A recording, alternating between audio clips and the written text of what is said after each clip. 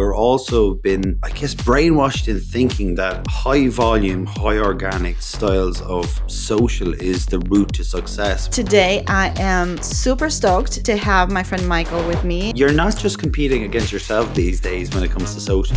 Michael is a rock star. You're competing against everyone in your category, against other brands, friends and family, or your brother's dog who you just took for a walk and he's all cute and mucky. He has transformed social media for Ryanair. Strategy is also about sacrifice. Very keen to hear all about the method. When people show up on social, they do two things.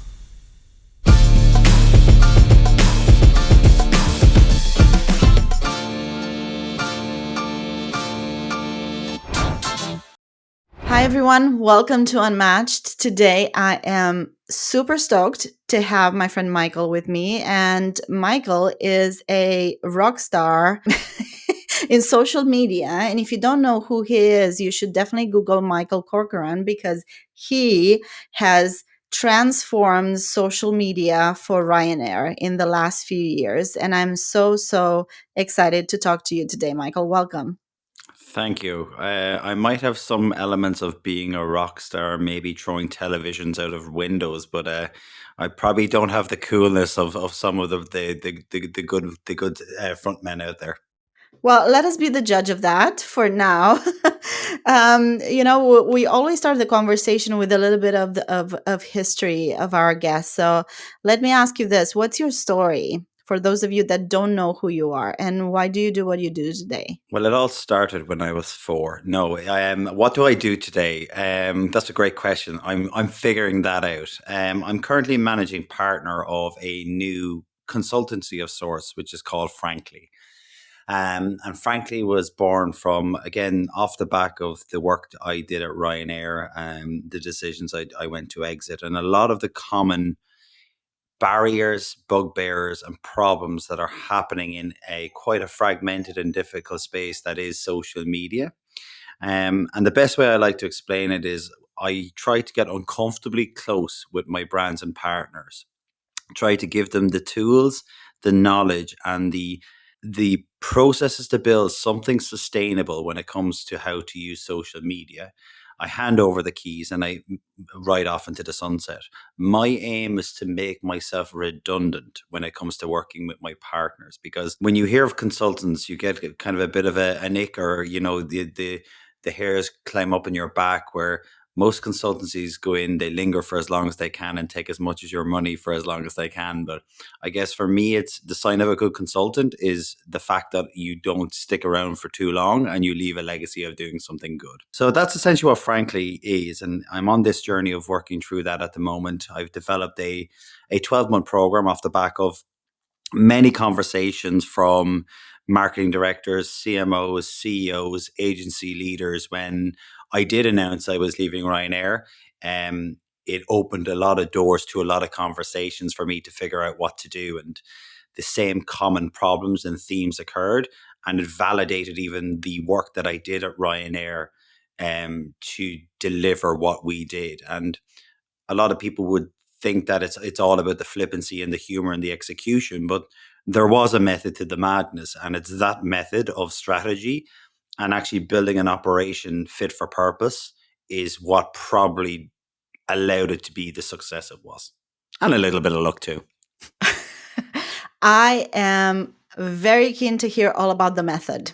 That's why we're here today. I am so keen to hear about that method, because it does look like, on the outside, to the untrained eye, it can seem to be a very random madness, as you called it, a little bit of a chaos.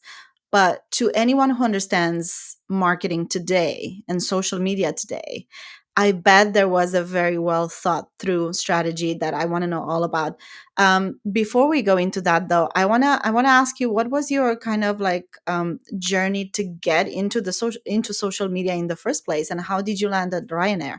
Oh, it's a great question. Funny enough, and I love telling this story.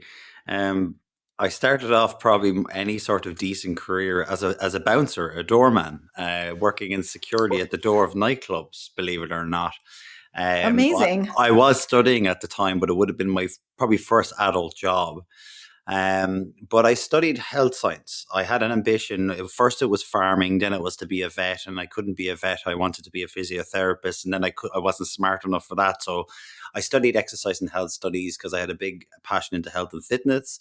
And as I was going through that course, I started to see that the opportunity to have a really good career was challenging, and my knowledge of physiology wouldn't have been the strongest compared to others. So I started to question what to do. But it was a good experience. It was good craft. But in my third year, there was a module in marketing that really probably was my first introduction to marketing, understanding the creativity of brands, the problems communications can solve, and it started to give me a bit of a grow and love for it. Now, again, I would have been naturally creative in my background. Again, creativity, public speaking, and things like that would have been some of my stronger areas off the back of being dyslexic. So it was an space that I probably naturally gravitated towards. I then went to go study a master's in marketing where I continued to be a bouncer at night and study during the daytime. And then I started to try and climb the ranks. I begged, borrowed, stealed any sort of work experience or opportunity that I could, which started off in PR, believe it or not. It was probably just before social media was on the cusp of being something or being referred to as a form of marketing. Um, and it was there I kind of got my early days of understanding again the principles of communication, some of the methods. Was I good at PR, media relations? Maybe, but again, the writing and dyslexia got in the way of dealing with journalists, and it became probably a bit of a question mark on my capability. I eventually left where I was and started to kind of go and hone my craft in more social specific roles in digital agencies. Spent about 6 years working in digital agencies, independent agencies in Ireland. Again, growing quite fast. And again, the one thing I learned very quickly was in order to climb the ranks quickly, you needed to get in and get out and develop and hone your craft in many ways and accelerate your career by moving through different businesses. And kind of within the space of 5 or 6 years, I went from being probably a social media executive to a head of social media in an agency, which is again quite fast, I guess, in career terms. Um, Once I kind of felt I kind of reached my ceiling in agency side, which was challenging because brands knew they needed to be on social media. They didn't know how. They weren't willing to be brave enough or step outside or on anybody's toes in the way that I was trying to push them towards to think. I also was trying to figure out as well because I was mirroring and learning from others in the industry, thinking that that was the right way to do it. When it just became a challenge to win over and try and do it in a different way that nobody was willing to try. So I decided to go in house and see could I prove it elsewhere.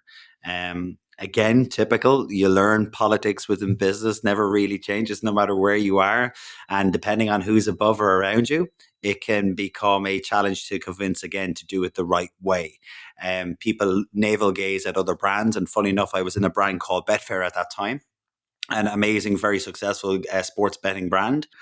I spent 3 lovely years there working with some amazing people. But reorgs pushed me out the door and I went on my way.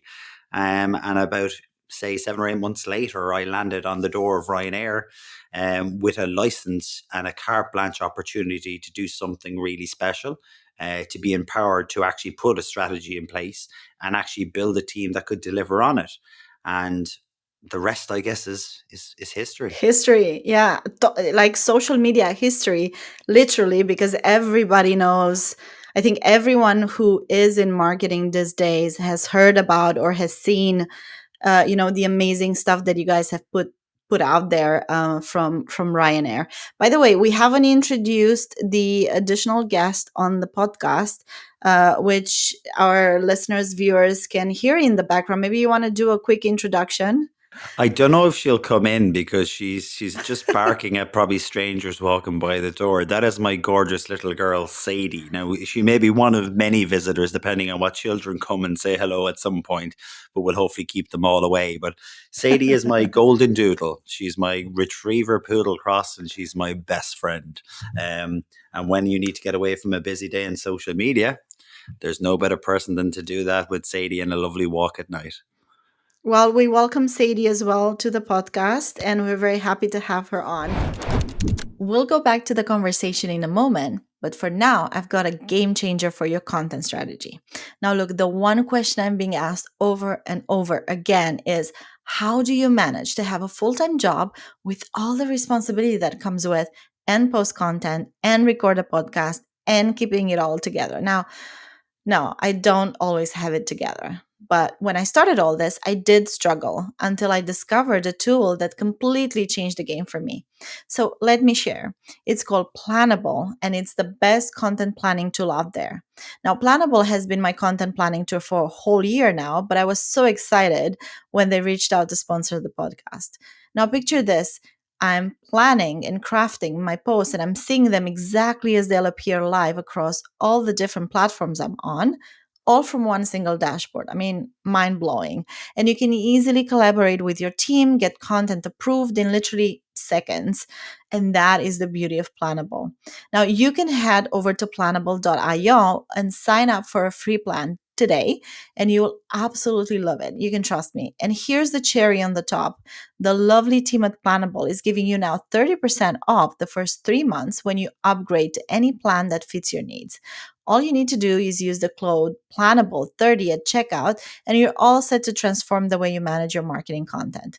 So, next time you wonder how I do it all, well, here's the real answer. I don't. I get help from Plannable. So coming back to Ryanair, anyone who has been in marketing knows what Ryanair has done in terms of social media, and it has become the staple that everyone is talking about when referring to like the best way to do social media today for any kind of brand. So it's a total benchmark. Just referring to just some numbers: 2.2 followers on TikTok, 2.2, yeah. about 70 times more than your competitors at EasyJet, which is crazy. And not only that, but it has become like a total personality even on TikTok. It's not even a brand anymore. It's a real personality. It's someone that, kind of speaks to you on a friendly term. So I would love for you to tap into a little bit the thinking behind this methodology and the strategy that you guys put in place when you started the Ryanair, and what was the thinking when you launched that? Sure. Like when I came in, I had about 6 months of an opportunity to observe and figure out what was going on. And look, I'm very transparent and I'll never take credit for work that's never done. So as I unpack this, I'll always point towards the influences around it.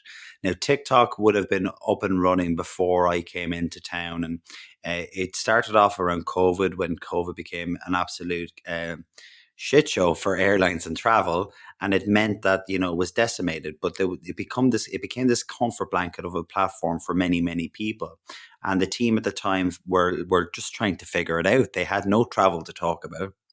They were probably more busy issuing customer refunds than actually talking about travel. But they had a bit of freedom to figure out this platform called TikTok. And the one thing Ryanair is great at is it's moving fast and trying to solve problems. And they were allowed to experiment and figure it out. And there was a guy there, Andrew Mythen, and then a few others came into town and took it over. And then we evolved it even more. But they discovered and they had the room to breathe and figure it out along the way. So there wasn't much strategy behind TikTok in its emergence, but there was a lot we took on board on top of other things to build a wider social strategy.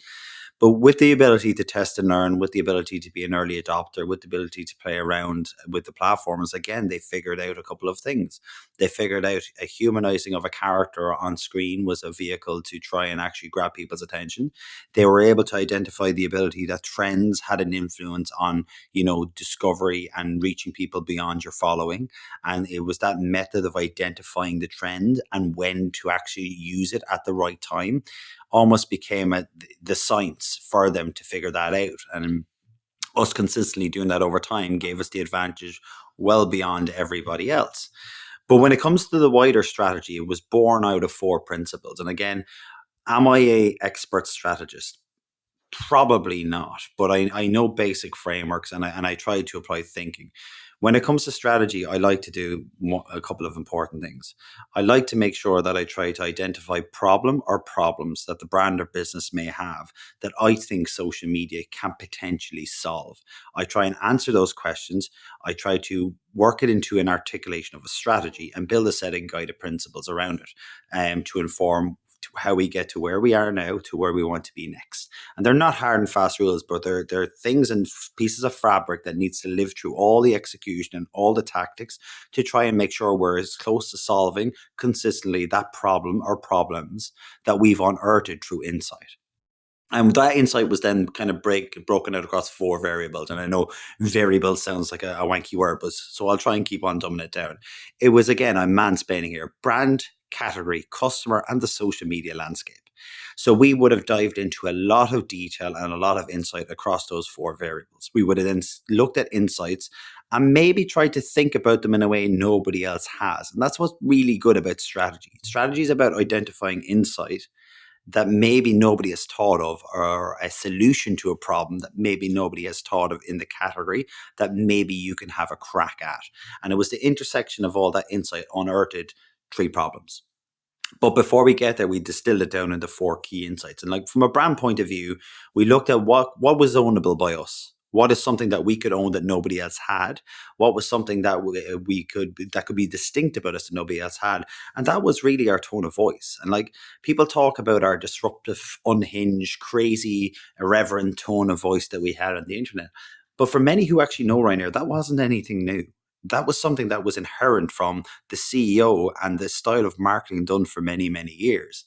And it was something that we were recognized for. And like, when you look at our CEO, Michael O'Leary, at the time, he would have used PR as a low cost, high return way of garnering as much attention as possible by saying and talking about topics and being very self deprecating about the business in a way that nobody else would. So every time he spoke, he got headlines. So it would have been silly for us not to take the heritage and the DNA of what's been done and plug that in as a point of difference for the brand. Then, when we look at other things as well, as back in 1985, Ryanair democratized travel. Like, travel was a luxury, it was expensive for everyone. I'm based in Ireland, and Ryanair again originated within Ireland. But to get from Ireland to London on a normal Aer Lingus or British Airways flight, it could have cost about £300 or £400 at the time. Ryanair came to town and became £50. And that meant we democratized and we opened up travel for all. And they disrupted the category completely. So it was that disruptor mentality and the DNA were the two kind of really important insights we brought into how we kind of figured out the strategy. Then we looked at the category itself. And when you look at the category both on the platforms and as a whole, no matter what way you position it or shape it, and most of them did, was trying to make travel in a metal can 35,000 feet in the air a luxury when it's not really. They try to then make it into an experience rather than the journey being the whole point of why you're there. And then they try to wrap it around these beautiful, stylistic, fake filtered nature of aspirational travel that wasn't a reality. The reality is flying is stuffy and uncomfortable unless you fly first class. And not many of us can afford first class. So we took that and we went, okay, with our tone of voice and and in the category, the same thing. And it translated it into social as well, that they showed up and tried to then be aspirational, lovely palm tree shots, beautiful crew standing on the steps of a plane, the handsome pilot ready to welcome you on board. And it was just building something that wasn't real. So the two of those alone allowed us to stand out from the crowd and use that as a superpower. Then when you all layered under it, we had two other areas: customer and then the social media landscape. And around customer, the biggest insight we took from it was people were um, grated or angry with the wrong perception over traveling low cost. And that has been driven predominantly by the millennial cohort. Because if you go back to what I said, the boomers are the older generation. They don't have a problem with Ryanair because we open up travel. They go to Malaga and they go to Barcelona, Madrid, and all these beautiful sunny places 2 or 3 times a year to top up their lovely wrinkly tans for very, very low cost. And they've been happy. They understand the trade off and what they get with Ryanair. And then you have the Gen Zers. They don't have any money, but they want experience. So again, Ryanair, as a digital savvy, simple airline, catered to their needs. If they wanted to go to Napoli for a pizza and only had 20 quid in their pocket, they could probably end up doing it for that price and have the best time of their lives. But it was the millennial generation whose perception of travel, me, the big silver spoon in my mouth, the privileged generation, it was Sorry, I think I'm still a millennial. Sorry for that. maybe millennial or Gen X. We don't Mm, know. I'm kind of on the fence. I might have a Gen X mentality, but maybe on yeah, paper I'm a millennial. yeah. But it was this generation, the privileged generations, whose perception of traveling low cost was way above what the product or the exchange Messed it all was. up. Exactly. And they expected luxury travel with USB chargers, heated seats, and a hot towel for an airline ticket that could have cost them £10. And there was something jarring about that we went, okay, this is something we might need to try and Yeah, fix. need They to don't tap into. Exactly. They don't understand the model. And if they do understand it, well then their expectations are way too high that we need to try and change. And then the last piece of the puzzle was social. And again, social for such a long time was built upon this fake filtered sea of sameness, real versus the Instagram world that was built by influencers and then corporate brands and then brands trying to be something they're not and showing out to be perfect and polished and lacked any relatability. And it made social to be this really shit place that brands could never win on. But then TikTok, as we said, came to town and it completely changed it. It made social again, whatever even that means. It just made it a place where people could show up and be themselves a little bit more. They could share and be dark and be open and be transparent and imperfect. And that was okay because that's what the younger generation are comfortable with. And we took that learning from it that we could show up and be ourselves and be a little bit more honest and self deprecating based on our tone of voice, and people will be happy with it. And then the other thing as well, this is again, I keep telling people it's my ride or die. And if people don't think about this as the main reasons to use these platforms, we really need to think about it better or just don't do it at all. Now, again, I'll caveat, is social a place for passive content? Yes, when you're actually in the passive mood to go watch that content. Is social and places like YouTube there for education? Of course it is. It's the second biggest search engine in the world. TikTok is even becoming bigger than that. But for the majority of when people are on social and consume social, they do two things. They're there for entertainment and they're there for escapism. And it's those moments of consumption are small bursts and pockets of discovery throughout their day, whether it's on their commute to work, whether it's in lunch at work, or whether it's in the bathroom having a sneaky binge on their mobile phone when on the toilet. We all know people are guilty of that too. It's those moments, even parents, when they're after having a crazy day, they'll binge on social while it's pretending to Mm, watch Netflix with their I'm partner. definitely guilty. Yes. Yeah. And you end up just sharing each other messages of funny, Yeah. relatable content of how Totally. tough it is being a parent On the same whilst doom sofa. scrolling and watching Netflix. And it's these moments that it's when people show up on social. And that's the place you need to probably be delivering. And if you're not entertaining or you're not being relatable to the chaos that's going on in everybody's lives, you're going to have a difficult time trying to cut through any sort of a message, and people will just scroll by because what we need to remember is you're not just competing against yourself these days when it comes to social, because again, it's tough enough trying to get social right with all the pressures of every department in a business trying to show up there as well. You're competing against everyone in your category. You're not only competing against other people in your category, you're competing against other brands, other creators, friends and family, your sister's brunch pictures in Shoreditch in London having her bottomless mimosas and her eggs Benedict, and she's taking that picture, or your brother's dog who you've just took for a walk and he's all cute and mucky. That's what you're competing with in these news feeds. And if you're not trying to match that energy or try to cut through in the way people are doing it, it's a very difficult place to play. So all of this we tossed into our salad and we found three problems. We need a low cost, high return reach because as a marketing team in Ryanair, we don't have any budget. So like the PR of all, we needed to cut through and we had a DNA and a voice to be a disruptor. And that's one of the main ways you can cut through effectively, organically on these platforms. The second, people were tired of the fake filtered nature of social media that corporate brands and others have broken.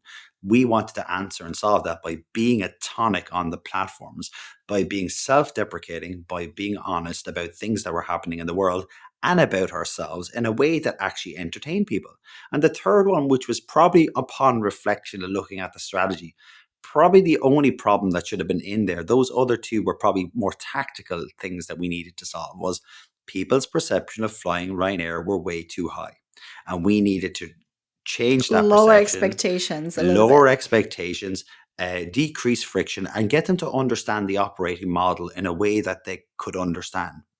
And again, as I said, which again, we were never allowed to probably put it into our brand surveys, was find how many people would hate Ryanair less on the internet. And it was that then we put into our strategy and try to unpack. And the strategy itself then was born from those three answers to those three problems. And we looked at then, how do we do it? We looked at the landscape, how people were doing, the influence of the creators and the low-fi, low-filtered nature. And we said, okay, if we need to show up, we need to act like a human and become a character. So the strategy was we created a creator-led approach to how we use the platforms. We characterized the brand, which was Ryanair. And we did two things. We try to look for relatable and topical moments to insert ourselves into, to either directly or indirectly connect us to get spikes of reach and success. And secondly, then we developed an always on approach where it was the lever to continuously chip away and change the perception of flying low cost and particularly flying with Ryanair. And again, I'll use the Gary Vee quote, jab, jab, right hook. Yeah, Every time we landed absolutely. a big right hook of viral reach and content where we disrupted, we got people's attention across multiple platforms. And all we know about these algorithms are that if you reach people, a bunch of high engaged users, it's normally going to carry it to low engaged users. Again, great win for the business because that's who we need to switch on. But what it ended up doing was it allowed us to create a small window of opportunity that every time somebody did see a piece of that reactive content, it allowed us our content to either show up or similar content on the platforms. But in most cases, when ours did, we had to ensure that always on messaging, that perception change messaging was equally entertaining and cut through like reactive in a way that gave them a giggle and an understanding first. But also had a very important message that we needed to deliver to again change that perception time after time. And it was that jab, jab, right hook time after time that took our reach higher, took our foundations higher, and inevitably grew I think our overall reach or impressions to 2 billion in 18 months. And again, Yeah. that's excluding God knows how much PR or earned media That's we generated. really, really impressive. I mean, it's pretty amazing what you guys Mm, achieved. And I wanna stop a little bit and unpack on this because I just feel like this has been like a total masterclass on social media strategy right here. I feel like people are gonna take this and try to replicate it or something.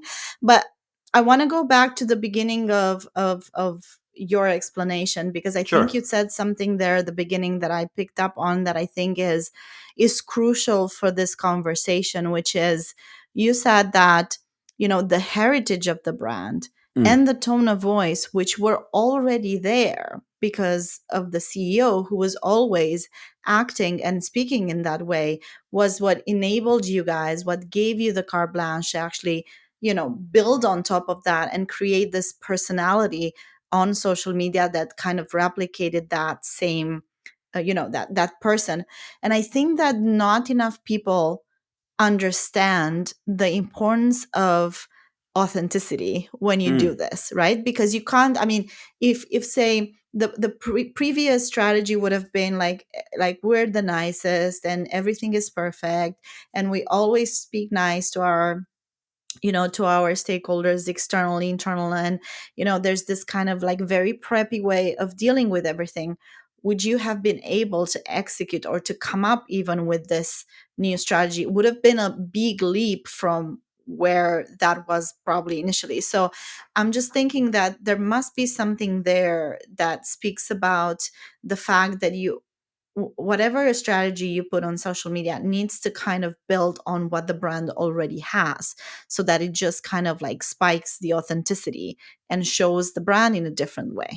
yeah, and like it was easy because we weren't reinventing the wheel. It was easy to get permission because we weren't doing it any way different. And the business was known to be a disruptor, known to be polarizing, and not afraid to get off the fence. And there was actually tension in actually doubling down on this. And again, we knew the business would buy into it, but actually there was other people within the marketing department that didn't believe that. They thought, no, this is not how you do branding. You need to be fluffy and warm to your customers. You need to watch. But if we tried to show up and do that, would have been called and people would have smelled bullshit a mile away. So it was easy for me to understand, and I guess this is probably why I was brought in, because I got the business and I was able to apply it in a very easy manner. But again, it's probably where brands go wrong because they're trying to be something they're not all the time, and I don't think they're learning enough to actually be true to themselves because the audience and customers aren't stupid. They can smell washing a mile away, and they can smell when something is not right. And it's probably a reason why so many aren't really winning in this space. So for us, it was easy, but it didn't come as easy at first until we had our first couple of, I guess, golden moments. And even those golden moments caused a lot of, I guess, tension in the team as well as to whether this was still right or wrong. Because again, people were shocked by how we were showing up and behaving, especially people who weren't familiar with the brand. So yeah, it was, what I understand is we were lucky. We had a privilege to do something a lot of people can't do at the moment and right now. And the fear of what we've built and what we created at Ryanair was when they look at what we do. And like, again, I'm very humbled by the comments you made earlier, and I'm always humbled by the commentary and the reviews and the case studies of the work that we did at Ryanair. But we understand that we had a privilege that a lot of other brands and businesses don't, in having the ability to develop a really strong strategy that was right for the brand, having the license to do it and the autonomy to do it, and then making sure we built a team that was actually fit for purpose and didn't come from this copy paste mentality that a lot of social brands are doing at the moment. Yeah. But still, I mean, it's not, I think I want to talk to you a little bit about this topic because you say, like not all brands have the license to do this. Well, not all brands should be doing this because not all brands sit in the same categories, in the same space. Not all brands have this kind of tone of voice that they should be tapping into. Mm, But what are the crucial aspects of being authentic on social media and successful, not just authentic, successful with what you do on social media, no matter what your brand is, no matter if it's luxury or entry level, no matter what the category is? Like, what are the main principles, in your opinion, that brands should, look at if they want to be successful on social media these days? I think it goes back to the strategy. Like, it goes back to, why are you showing up there in the first place? What problem or what opportunity is the platforms providing? We all know the opportunity social has based on the amount of users and the amount of people on these platforms. But for some reason, we all feel that we need to be delivering it in a certain way that has been prescribed for years, to be this nice, happy international pancake day style brand that that's the way to deliver on these platforms. We're also been, I guess, brainwashed in thinking that high volume, high organic styles of social is the route to success, where there are multiple ways to deliver. So beyond trying to be authentic, you need to have a purpose, I guess, to be there in the first place. Not all brands probably even need to use social, like in most cases, if they don't know why they're showing up. And it seems to be quite a forceful way that is maybe having more impact on the brand and success in the brand. But yeah, it goes back to why you're showing up in the first place, having a reason to be there, and then actually using the platforms in the right way to be as upfront, as honest, and as true to the brand. And again, that all depends on the brand's values, the brand's positioning, and where it is going, in order to try and reach the audience you want to reach. And again, that can be broken down into many ways. That can be organic, that can be paid, that can be partnerships or working with creators. But it doesn't have to be all of it. Like, again, you can be on these platforms without being on these platforms, and you can find multiple ways to solve it and show up.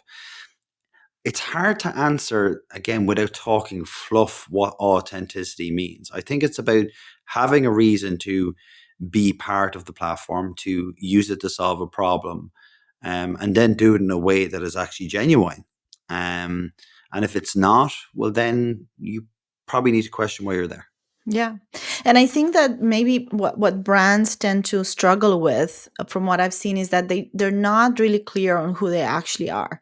So if they would be a person, how would they look like? What would they say? How would they act? And I think it's this personalization of the brand that actually is what gets you to be successful on social media today. And tapping into culture, into the culture, and to how consumers actually speak in your category online, using the same phrases, the same words, the same way of expression, and almost like being the mirror of your audience on social media. I think that's, in my opinion, kind of like the aspiration, which not a lot of brands get, because they tend to fall into the fluff, as you call it. Yeah, and again, I try to use a shift in mentality to be less aspirational and more relatable. And that can be unpacked in many ways. And yes, characterizing a brand and having a tone or showing up is definitely one way to do it, but not everybody needs to do it in that shape or form. You could find creators like-minded to the brand that, again, to the language you use, which is a great representation, is being a mirror reflection of the audience you're trying to reach and using them in a way to get salience or cut through.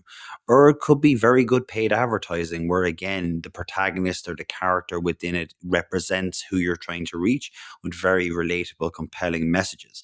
I think where you're going to is right. It needs to be a reflection of relatability. It needs to be something that then is a reflection of the audience, and tapping into then a number of different truths that people can relate to, whether that's human, consumer, category, or cultural truths that then layer a stronger connection as to why you're showing up in the first place, in order for people to stop and interact with the messages you're trying to share with them. And the interesting is that throughout, the recent decades, this has actually happened all along. So brands have interacted with their audiences in different ways, like Mm. whether it was through entertainment, music in the 80s, rap, kind of mid to end, of the 80s. And then all of a sudden social media seems to be such a struggle, because we're like, it's exactly the same. You're just mirroring, the audience of the time that you're living in. So instead of, kind of like, you allow your brand to evolve with your audience and to be where your audience is. So if they were on the streets in the 80s, like dancing in the streets and, playing to rap music, now they're on social media. So you kind of like just follow them. It's such a good point because, like, again, take the Ryanair example. We took the form of marketing or communications that was inherent and part of what Ryanair did for many years. And we found a way for it to manifest and come to life in social media.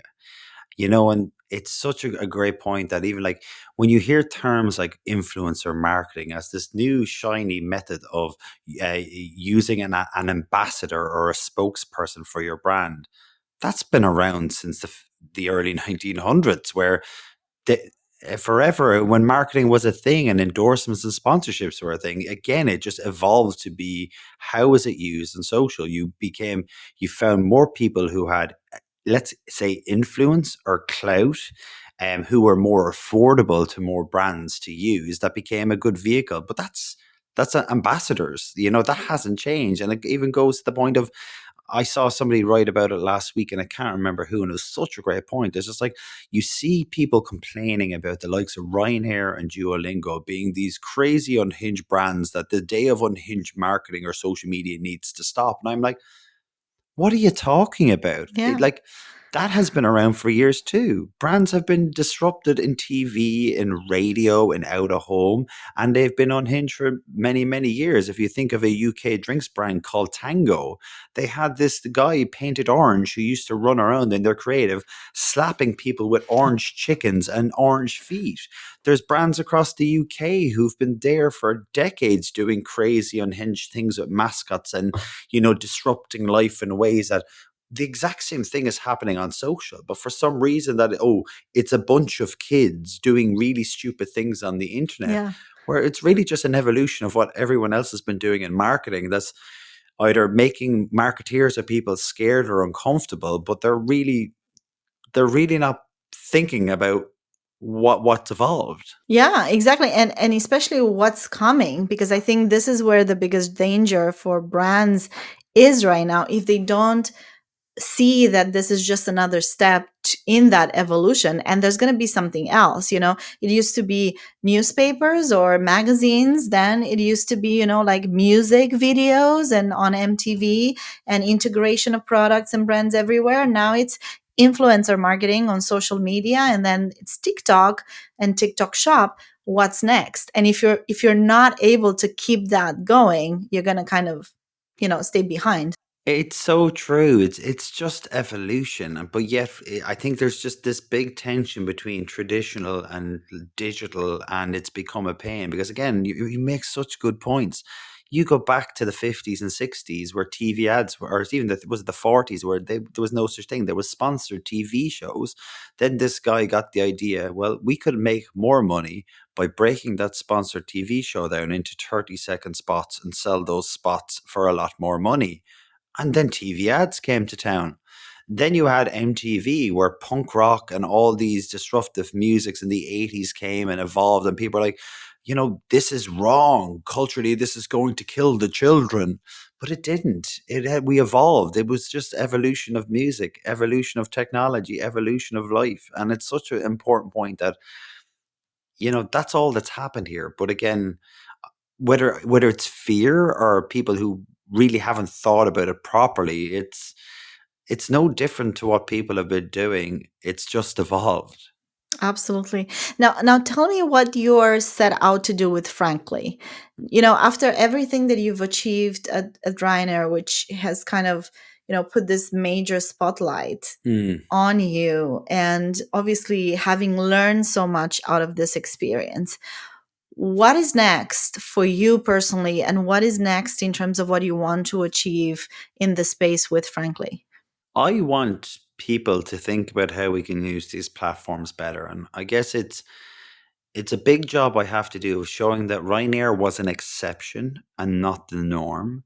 It's not how everybody should show up, but there is thought and method behind it that was right for that brand or business. And I'll tell you something that was really interesting that really probably has pushed me more to do what Frankly's representing right now is I've done keynote speaker events for the last couple of years off the back of the work we've done and people curious to how we do it.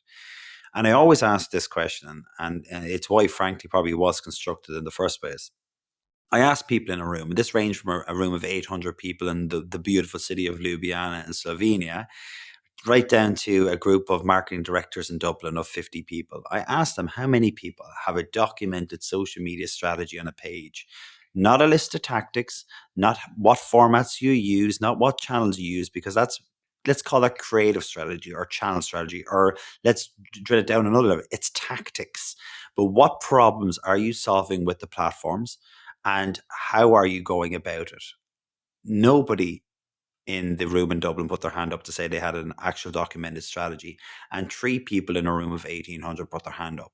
And that really scares me because there's brands doing really fun and exciting work on these platforms, but normally they are brands who have a lot of budget. So even with simple tactics, they're able to really overpower with really good spend and investment. But my journey is trying to make people think more strategically, to show them that there's more than one way to use the platforms, and if you make decisions, informed decisions about how you do it, and build a team to do it consistently, you may have a chance of actually doing something good. And equally, it's also about sacrifice, because that's the other big point I try to drill into people. Strategy is also about sacrifice. And these platforms become the biggest dumping ground for messages everywhere. Does it actually have any impact? Probably not, but it looks great as a screenshot in a presentation for everyone to report back to their boss. But it's also about deciding what not to do and to actually be brave enough to do that.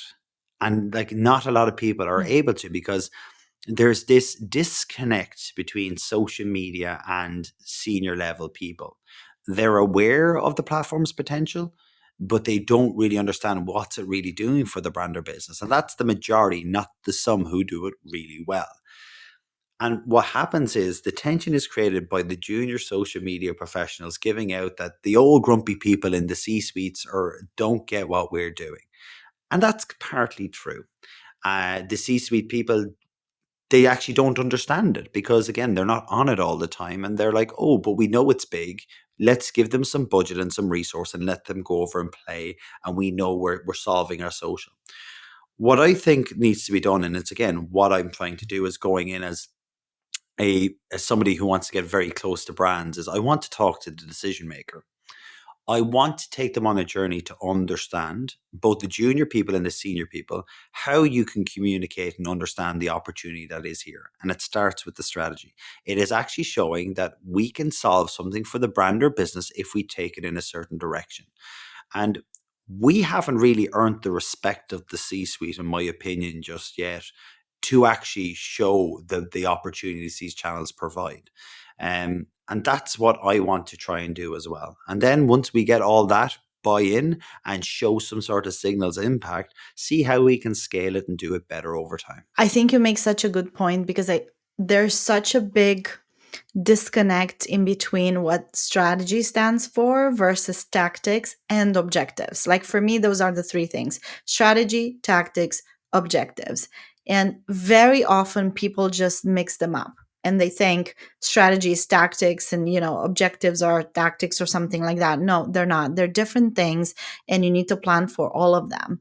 And I think that what you just said struck a chord because maybe because social media is such a young you know, category or vertical within the business, with very young people having stepped into it, maybe not strategic enough or not experienced enough to present things in a way that senior management can literally understand how this whole thing works and what this does for the business. Because let's face it, probably the majority of the C suite, nowadays are not on social media as much as we would like them to be, and it's fine.